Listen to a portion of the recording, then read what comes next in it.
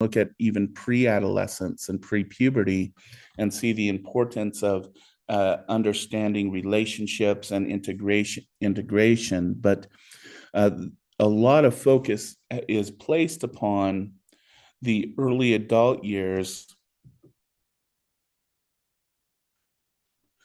when we really start to think about come here when we really start to think about long-term intimate relationships.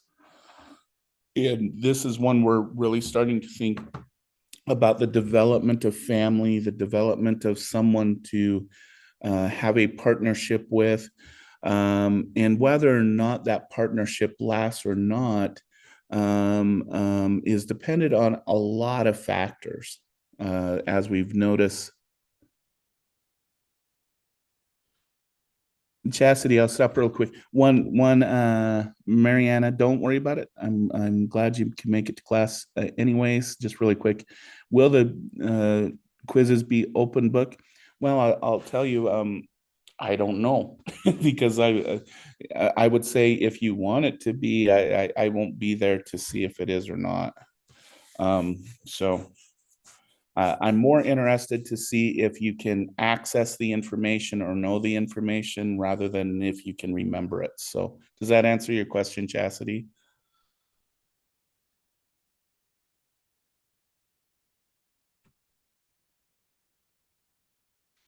Okay.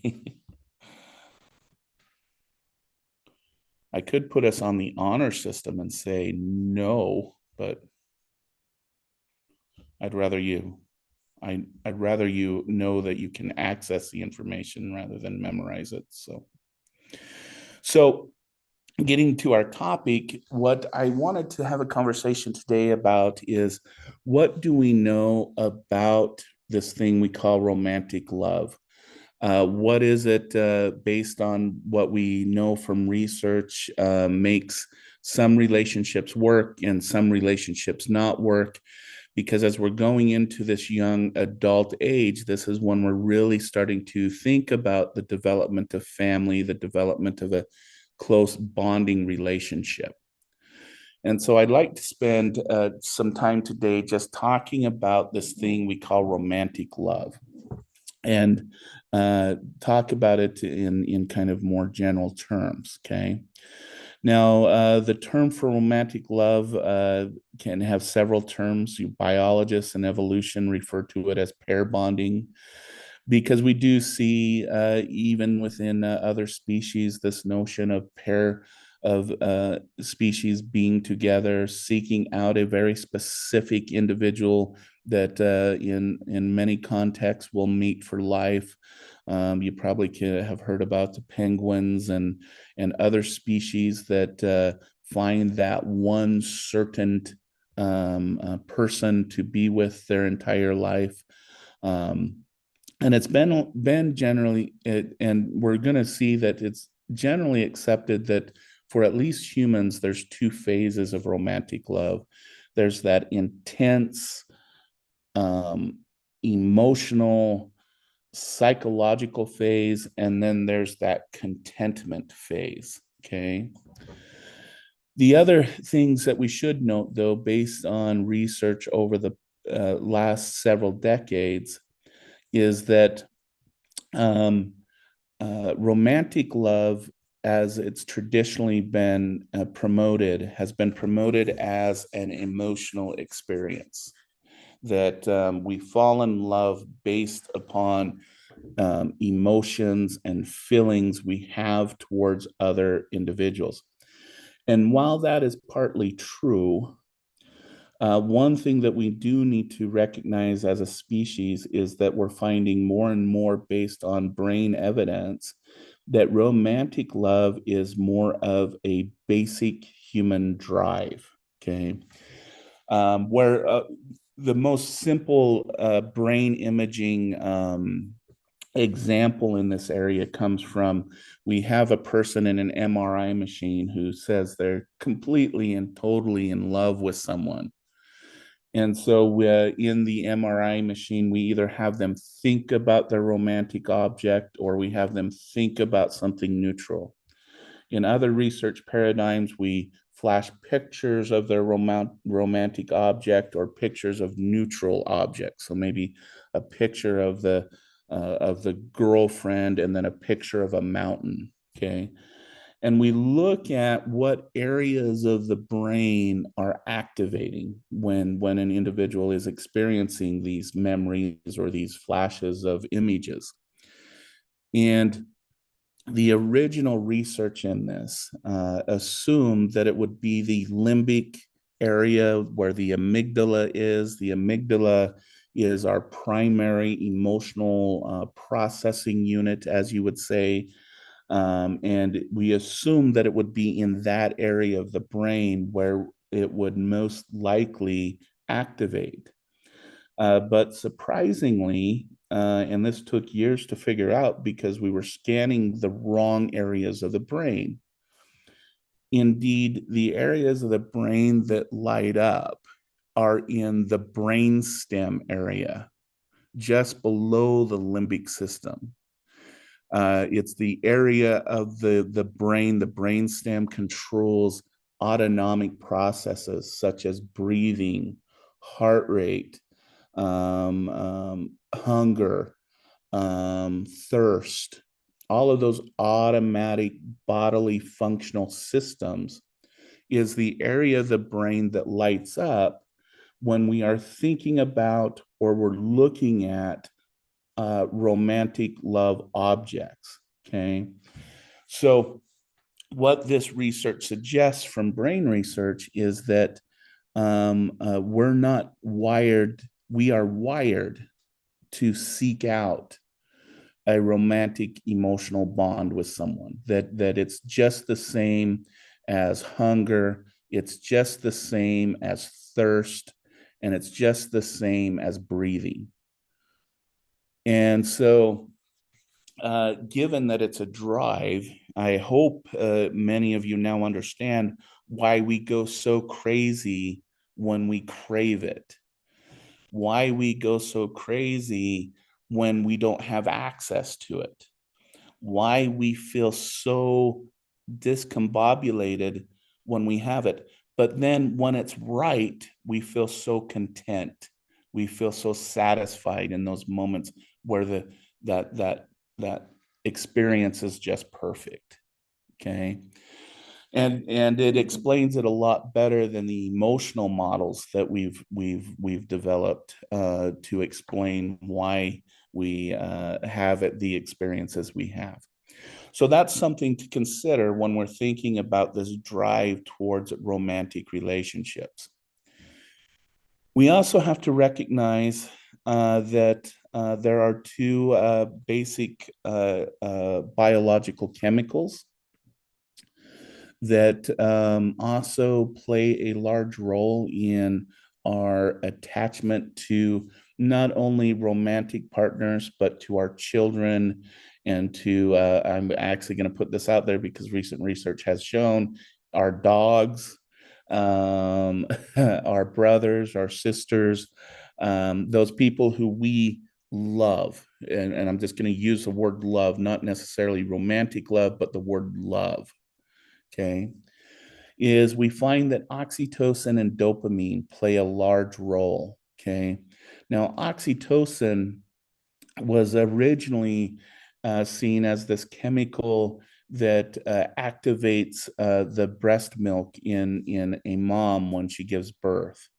So it was a chemical that was largely present after giving birth, which was assumed that it then creates the breast milk and starts the breastfeeding process on the female or on the mother, which it does, and that's not deniable. But what we have found since then is that it's actually a bonding chemical. Okay. We produce oxytocin whenever we're in the presence of someone that we could fall in love with. So we fall in love with our children, right? But when it comes to romantic love, the presence of oxytocin is what bonds the two individuals together. Okay. So, but there is this biological difference between men and women. Okay. Women, if they are going to fall in love with a man in their just being in their presence, the woman will start to produce oxytocin. Okay. Hence, which is makes sense, because if we go back to the mother infant relationship, if the infant was born and some other things needed to happen before the mom started to bond with the infant, the survival of the infant would be at risk. So it makes sense for the female to start producing oxytocin when in the presence of someone that they'll fall in love with. In this case, a romantic partner. Okay. For men, it's a little bit different. Okay. For both, you have to have both oxytocin and dopamine. Okay. So for a female, it's just not simply oxytocin, all they're going to bond to them. No, they have to have oxytocin production and then a dopamine surge. Okay. For men to start producing, no, you have to have dopamine, then oxytocin for both. Sorry, let me correct myself. In this chemical, for both men and women, you have to have dopamine, then oxytocin. Okay. However, how do men start to produce oxytocin? Men produce oxytocin when they've achieved some goal in a relationship. Okay. So again, if we go back to the mother father bonding with an infant, if we go to the stereotype of the father who drives the mom and the infant home for the first time, okay, it's probably the first time in many men's life where they're going to drive the speed limit. They're going to obey all the road rules and road laws. They're going to make sure the car seat is in there just perfect, and they're going to get that infant safely from the hospital to the home. And once they're at the home, they've achieved a goal in that relationship with the infant. And that's when we find men will start to produce oxytocin and start the bonding process with the infant. The same goes with romantic relationships. When a man is in the presence of someone who they want to have an intimate relationship with, they first have to achieve some goal in that relationship. Okay. If we take this beyond the production of oxytocin, this is where some sociologists and some anthropologists have come up with the idea of cultural norms in relationships. So you think about getting engaged, for example, courting a partner, the dating process. All of those have established goals, usually for the male in the relationship, for them to achieve something, which then will start the oxytocin production process. Okay. Now, beyond that, the oxytocin process, we also have dopamine. And dopamine really needs to be released in conjunction with oxytocin for the bonding to occur. Just the presence of oxytocin doesn't guarantee bonding. We have to have dopamine. So dopamine, if I'm going to put dopamine in simple terms for this class, dopamine, the equivalent to dopamine in the drug world is cocaine and methamphetamine. All right. Both cocaine and methamphetamine increase dopamine levels, which gives that euphoric, rewarding feeling, that exhilarating feeling that those drugs produce. Okay. Um, so again, it's for the men, it's that I achieved an accomplishment. I produced dopamine and oxytocin, and I'll bond with the child or with the intimate partner. For women, it's they start to produce oxytocin, and if dopamine isn't produced, then probably not going to have much luck. Now, so I want to give some dating advice for the guys who are dating women out there.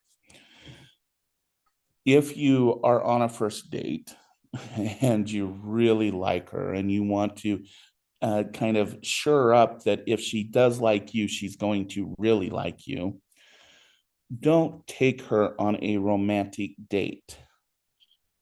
Don't take her to a drama movie. I'm sorry, ladies. I know I'm probably ruining romance for you. No, what I would recommend that you do is you go down Highway 86 doing about 120 miles an hour. You do a roller coaster ride. You go paragliding. Because all of those activities um, turn on dopamine. They lift dopamine levels, whereas the romantic movies and everything lift serotonin levels, which are those emotional chemicals that we deal with. But when serotonin levels are down, serotonin levels are up, dopamine is harder to produce. So there is the dating advice for anyone who wants to sure up to see if they like them. But I will also tell you, this is why you hear a lot of people who go through horrific events like a hurricane or a car wreck or something horrific, and they end up falling in love. This is why, is it's this combination of that event igniting exuberance amounts of dopamine and oxytocin. And that's why you have what's things called trauma bonding, those kind of things. Okay. All right. So we've been talking about the biology of romantic love, but what about experience, which plays another significant role? Okay. So let's take a look at that. So I had mentioned that there are two phases of love that we've kind of identified. Okay. The first one is what's known as limerence. And this is the process of falling in love. Okay. This is where this individual just stands out from the crowd. You can walk in a room of 100 people and you can instantly identify them, and everyone else fades away. This is a time where our perception and brooding, and we start doing obsessive thinking, and we're scared. We have ecstasy when they're around, and it's like a swinging pendulum of depression and withdrawal and anxiety about the potential of rejection, um, and the obsession of who they are, and they start to take over the photos in your phone, and you spend hours on their Facebook or on their Instagram, and you spend so much time and concern with them. Okay. And I will tell you, there's a reason why we have this, at least from a biological level, is that on a neurochemical level, during the limerence phase, we produce, I can't pronounce it. You can try to pronounce this as PHNEYLE amine. It is basically an amphetamine, like methamphetamine. It produces the paranoia, the ecstasy, the addiction to another individual. Okay. Um, and so this is kind of this phase, and I think we've all experienced this. Some of us have hated it, some of us has loved it, some people get addicted to it. Okay. But this period of limerence lasts about 18 months to about 3 years. which, according to Fisk, a person who really researched this phase of love, suggests that this is why it often there's a divorce spike around the third and fourth years of a marriage. Okay, because by this period the limerence has kind of waned off. You're losing that amphetamine production, and you're going into the next phase of romantic love. And so there, and I will also say that there are actually people who are addicted to this phase of love, that once it starts to wave off, they either started a relationship with someone else already, or they will instantly get out of that relationship and get into another one to try and get that emotional, that amphetamine feeling again.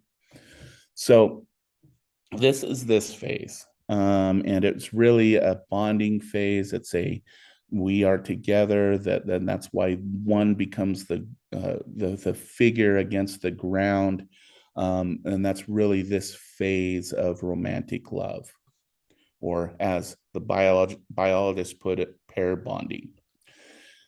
The second phase is what's called the companion stage, and this is characterized by more emotional intimacy, a deep attachment for each other, and a deep affection.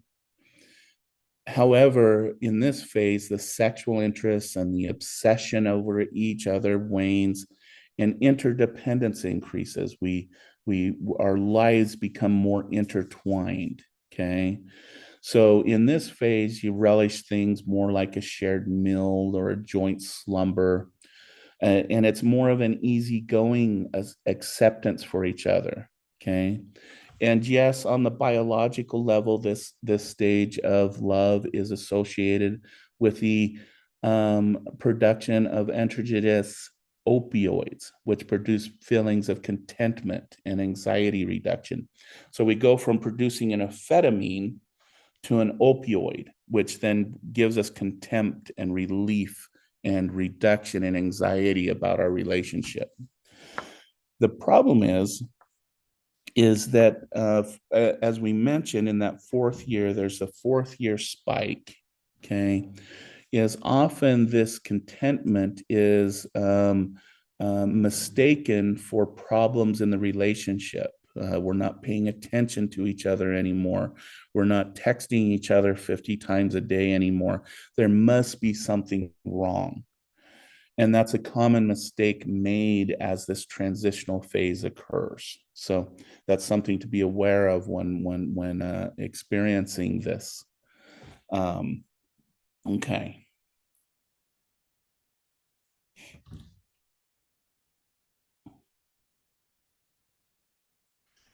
So, and we do have to just real briefly mention the role of emotions such as anger, hate, and what's known as romantic jealousy. Um, and understand that resentment can occur when people start to violate the relationship, but you still have that need for attachment for that individual. And this brings up something known as romantic jealousy. This is a sexual jealousy has been found across cultures. And this has been the main motive for men murdering women. Okay. The notion that a female, a romantic partner, a female partner, could have a romantic or sexual relationship with another person, not that they have or they're going to, that they could,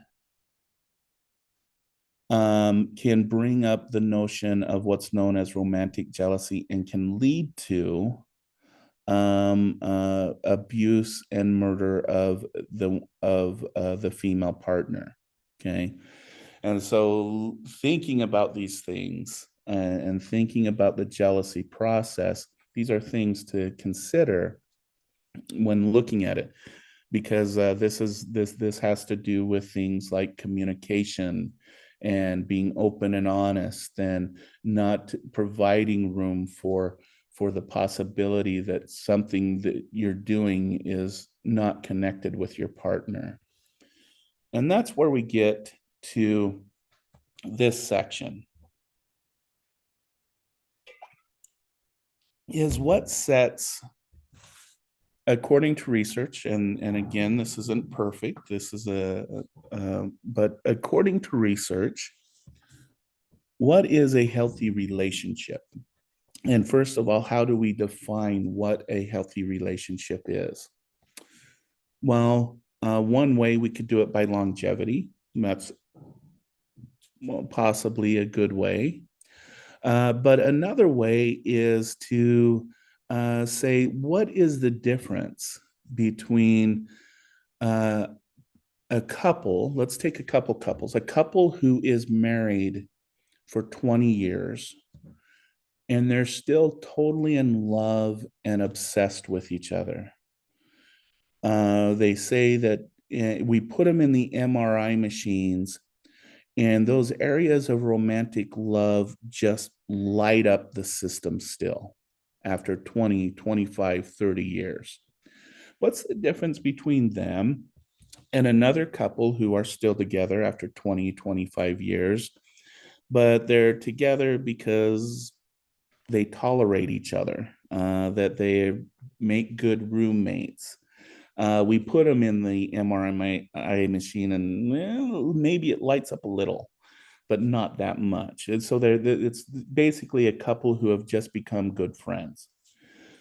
Versus the third set of couple, which are the ones that don't last, that end up divorcing or separating before 20, 25 years of a relationship. And there's a lot of factors.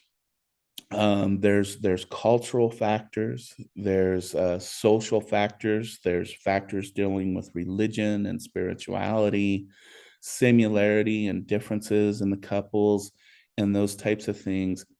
But there tends to be three themes that really come out in the research literature that come to these three things that are on the slide.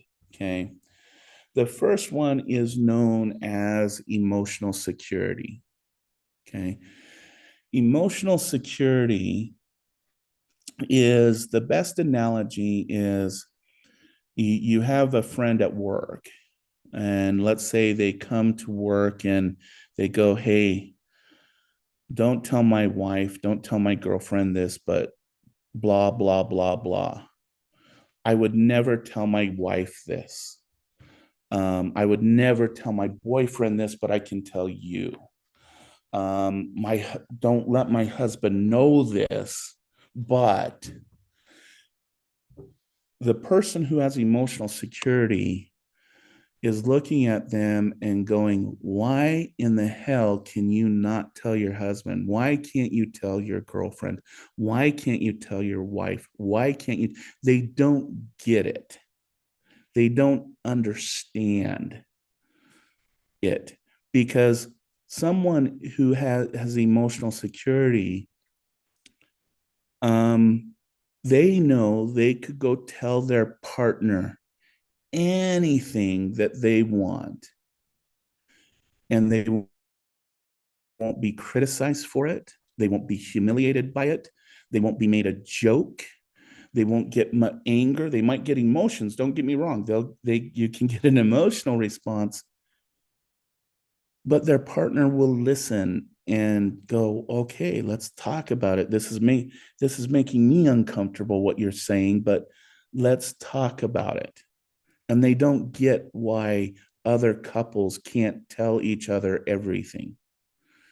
That's what is known as emotional security in a relationship. Okay. The second one is that they tend to describe themselves as best friends. And the best way to describe this is to some memes that I've seen on the internet, where it says, a friend is someone who will bail you out of jail. A best friend is someone who would be sitting in the jail cell with you. And I think that's the best description for this. But it goes beyond that because there's something really unique about people who are in their relationships 25 years plus and still totally in love with each other is they do have their own separate friends. So he has his guy friends, she has her girlfriends. They might have girls' night out and guys' night out, and they might do their own separate things with those groups and whatnot. But these individuals do something that a lot of couples that do the girls' nights and guys' night out don't do is that within 24 hours of having girls' night or guys' night, they completely relive the experience with each other. So she may come home from the movies with the girls or a bar night out and start talking about, Jill was like this and Anne was doing this and the movie sucked and, we got hit on at the bar and, one of those kinds of things. And he'll come home and he'll go, yeah, bowling night is out. Joe, I don't think we should have him over here very often anymore. He's having some issues. But point being is that they relive those experiences together. They don't keep them separate. Okay. Now, that doesn't mean they infringe on each other's, but they don't separate it from each other. Okay. And then the last common theme among these individuals is something called role formation. Okay. Role formation is when roles in the relationship isn't forced by one or the other partner. In its most basic form, it's where he does what he does good at, she does what she does good at, and what they don't do good at either one, what they both suck at they do together. So maybe he's good with the dishes, she's good with making beds, but they both hate doing laundry, so they do the laundry together. That's the most basic kind of idea behind role formation. Okay. Now, when we look at when this research has been being done, and we can imagine, we're looking for people who have been in relationships 20, 25, 30 plus years.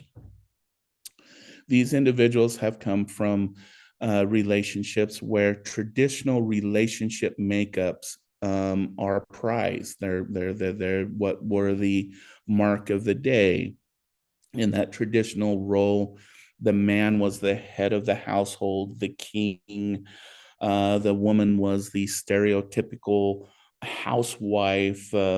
What's the thing I heard the other day? Home, barefoot, pregnant, the more submissive role.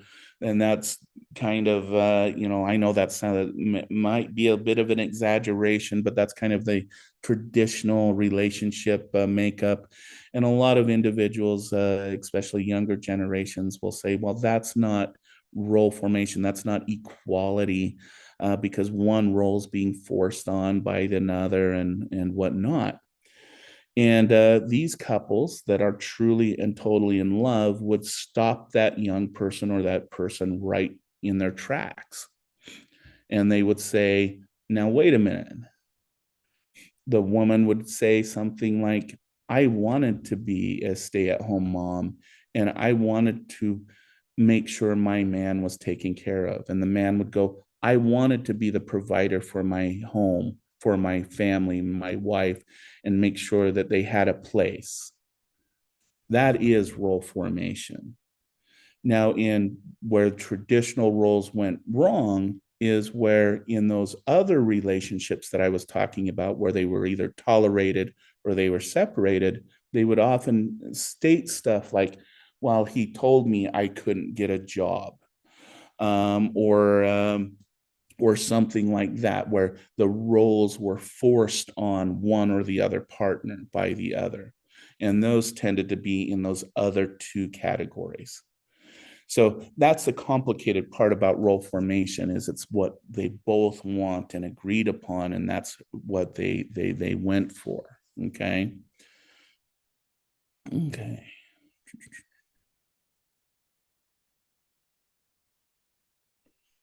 All right. So I'm going to stop there on our conversation on romantic